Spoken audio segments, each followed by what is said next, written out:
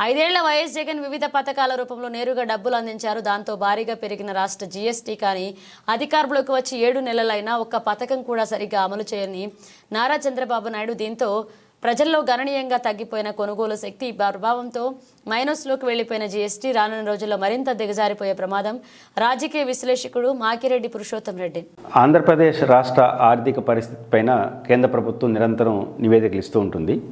అందులో ఒక నివేదిక తాజాగా వచ్చిన ప్రకారం జీఎస్టీ వసూళ్లు దేశంలో అన్ని రాష్ట్రాల్లో అభివృద్ధి వైపు ఉన్నప్పుడు ఆంధ్రప్రదేశ్ మాత్రం తిరోగమనంలో ఉంది. ముఖ్యంగా డిసెంబర్ నెలలో వచ్చిన జీఎస్టీ వసూళ్ల యొక్క సంఖ్యను చూసినప్పుడు 6% డౌన్ అయింది. అంటే 23వ సంవత్సరం, గత ఏడాది 23వ సంవత్సరం వచ్చిన వసూళ్లతో పోల్చుకుంటే 6% గ్రోత్ పడిపోయింది.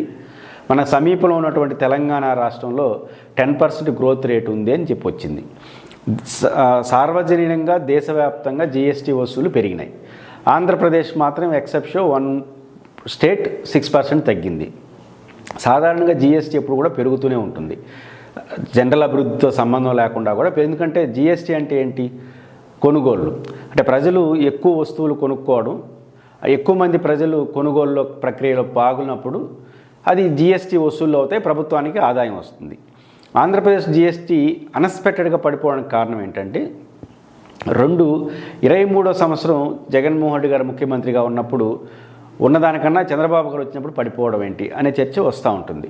అసలు జీఎస్టీ వసూళ్ళు ఎలా ఉంటాయి? ప్రజల్లో కొనుగోలు శక్తి లేదా కొనుగోలు అలవాటు, కొనుగోలు ప్రక్రియలో పాల్గొనడం ద్వారా జీఎస్టీ వసూళ్ళు పెరుగుతాయి. ఇంతకు మించిన లాజిక్ ఏమీ లేదు. ఇక్కడ జగన్మోహన్ రెడ్డి గారి పీరియడ్లో ఎందుకు హైక్లో ఉంది, చంద్రబాబు గారి పీరియడ్లో ఎందుకు తక్కువ ఉంది?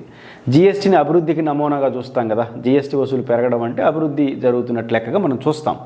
మరి అభివృద్ధి కేంద్రంగానే చంద్రబాబు గారు ఉంటారు అనే ముఖ్యమంత్రి ఉన్నంగా తగ్గడం ఏంటి? అభివృద్ధి ఏమీ లేదు, అంత సంక్షేమ పథకాల్లో పంపకాలు చేసే జగన్మోహన్ రెడ్డి గారి పీరియడ్లో ఎక్కువ ఉండడం ఏంటి? రివర్సా అనేది ఇక్కడ చాలామందికి డౌట్ వస్తుంది. అభివృద్ధి అనే దానికి రకరకాల అర్థాలు తీసుకుంటున్నారు. కీన్స్ అనే అర్థశాస్త్రవేత్త చెప్పిన అభివృద్ధి సూత్రం ఏంటంటే ప్రజల జోబుల్లో డబ్బులు ఉండడం. అంటే ప్రజల జోబులో డబ్బులు ఉంటే అది రొటేషన్లోకి వెళ్తుంది. అభివృద్ధి అంటే అర్థం, ప్రభుత్వాల ప్రధాన పని ఏంటంటే మీరు ఏ పద్ధతిలో అమలు చేస్తారో మీ ఇష్టం, అల్టిమేట్గా ప్రజల జోబుల్లో డబ్బులు ఉండాలి. ప్రజల జోబులో డబ్బులు ఉన్నప్పుడు ఏమవుతుంది? వాళ్ళు కొనుగోలులో పాల్గొంటారు. మీకు టాటానో, బిర్లానో, రిలయన్స్ వాళ్ళకి 1,00,000 కోట్లు ఇచ్చినా వాళ్ళు పెట్టుబడులు పెడుతుంటారు, మా భవిష్యత్తులో అభివృద్ధి వైపు కనపడవచ్చు. కానీ సగటు సాధారణ ప్రజల జోబులోకి డబ్బు వస్తే వాడు ఇమీడియట్గా కొనుగోలులోకి వెళ్తాడు. కాబట్టి సాధారణ ప్రజల యొక్క జోబుల్లోకి డబ్బులు రప్పించడమే ప్రభుత్వం యొక్క బాధ్యత అంటాడు కీన్స్.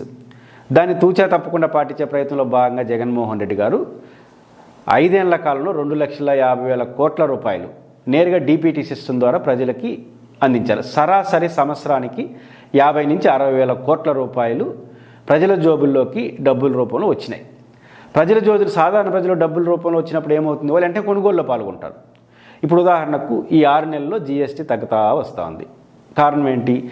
జూన్ నుంచి డిసెంబర్ వరకు ఈ 7 నెలల కాలంలో జగన్ అనే వ్యక్తి ముఖ్యమంత్రిగా ఉంటే అమ్మఒడి వచ్చి ఉంటుంది, ప్రతి ఇంటికి 15,000 రూపాయలు. అదేవిధంగా రైతు భరోసా 2 టైమ్స్ వేసి ఉంటాడు. ఇంకా కొన్ని సంక్షేమ పథకాలు ఈ కాలంలో అమలైంటాయి.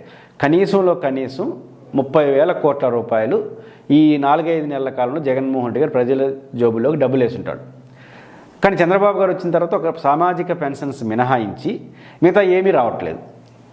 కానీ జగన్మోహన్ రెడ్డి వచ్చింటే అదనంగా ఒక 30,000 కోట్లు ప్రజల్లోకి పోయిందంటే వాళ్ళు వెంటనే కొనుక్కుంటే దాన్ని 10% వేసుకున్నా దాదాపు 1% జీఎస్టీ, 2% జీఎస్టీ వేసుకున్న 300 కోట్ల రూపాయలు వచ్చేస్తుంది.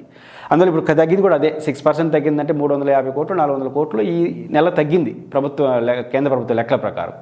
అంటే అర్థమైంది, జగన్మోహన్ రెడ్డి అధికారంలో ఉంటే ఈ 20,000-30,000 కోట్ల రూపాయలు సంక్షేమ పథకాలు ప్రజల జోబులోకి వెళ్ళి ఉంటాయి. వాళ్ళు వెంటనే కొనుగోలులో పాల్గొని ఉంటారు, ఉత్పత్తి పెరుగుతుంది. ఆ రకంగా జీఎస్టీ ప్రభుత్వంకి వచ్చినది. ఇదే సింపుల్ లాజిక్. ఈ 6 నెలల్లో డౌన్ కావడానికి ఒకే ఒక లాజిక్ ఏంటంటే ప్రజల చేతిలో డబ్బులు ప్రభుత్వం వేసేది ఆగిపోయింది. అది ఇక్కడ మనం రెండో కోణం కూడా చూడాలి. అభివృద్ధి అంటే ఇదే కదా. అభివృద్ధి అంటే చాలామంది దృష్టిలో రోడ్లు వేయడం, ప్రాజెక్టులు కూడా ఇదే మాత్రమే కాదు. ఉదాహరణ రైతు భరోసా ఇచ్చుంటాడు. రైతు భరోసా ఇచ్చుంటే ఆ డబ్బులు తీసుకున్న వాళ్ళు ఏడబెడతారంటే ఒక ఎరువుల షాపులోకి వెళ్ళి ఎరువులు కొంటారు, ఫెర్టిలైజర్స్ కొంటారు. ఇవి కొంటే జీఎస్టీ ద్వారా ప్రభుత్వానికి ఆదాయం వస్తుంది. అక్కడ ఏదైతే ఎరువులు వాటి ఉత్పత్తి చేసే కంపెనీలు ప్రొడక్షన్ కూడా పెరుగుతుంది కదా. కాబట్టి మల్టిపుల్గా ఉంటుంది. ఫైనాన్స్ అంటే, ఆర్థిక అభివృద్ధి అంటే కేవలం రోడ్లు వేసేస్తేనో లేదా ప్రాజెక్టు కడితేనో, మనిషి యొక్క జీవన ప్రమాణాలు పెరగాలి. అల్టిమేట్గా ప్రతి సగటు సాధారణ ప్రజల జోబులు డబ్బులు ఇమీడియట్గా తెల్లారుతున్నాడు ఖర్చు పెడతాడు. కాబట్టి రైతు భరోసానో లేదా ఇంకా అమ్మఒడినో మనం సంక్షేమ పథకాలుగా పప్పులు బెల్లాలుగా చూడలేం. కాబట్టి జగన్మోహన్ రెడ్డి గారు ఈ లాజిక్తోనే సంక్షేమ పథకాలు అమలు చేయడం వల్ల ఖచ్చితంగా జిఎస్టీ వసూలు పెరిగినాయి. దాని రూపంలో ఇంకో రూపంలో ఉత్పత్తి పెరిగింది. చంద్రబాబు గారు అధికారంలో వచ్చిన తర్వాత జిఎస్టీ వసూలు తగ్గిపోవడానికి ఈ అమలు చేయకపోవడం, పోనీ ఆల్టర్నేటివ్గా ఇవి పెట్టాం అవి పెట్టాం అని చెప్పుంటే అవేం పెట్టారు కనపడట్లేదు. అందువల్ల ఖచ్చితంగా జిఎస్టీ వసూలు తగ్గడానికి జగన్మోహన్ రెడ్డి గారు పరిపాలనకు భిన్నమైన పరిస్థితి ఈరోజు ఉండడమే ప్రధాన కారణం అవుతుంది. ఖచ్చితంగా ఈ జిఎస్టీ వసూలు తగ్గడం అనేది ఇంకా కొంతకాలం పాటు కొనసాగుతుంది.